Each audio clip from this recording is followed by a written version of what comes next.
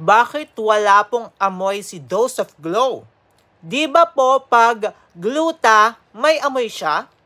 Let's answer your question. Okay, naiintindihan kita. Kasi may mga glutathione brands naman talagang maamoy. Pero hindi ibig sabihin yan, mga kamukha, na kapag walang amoy, peke na siya ha.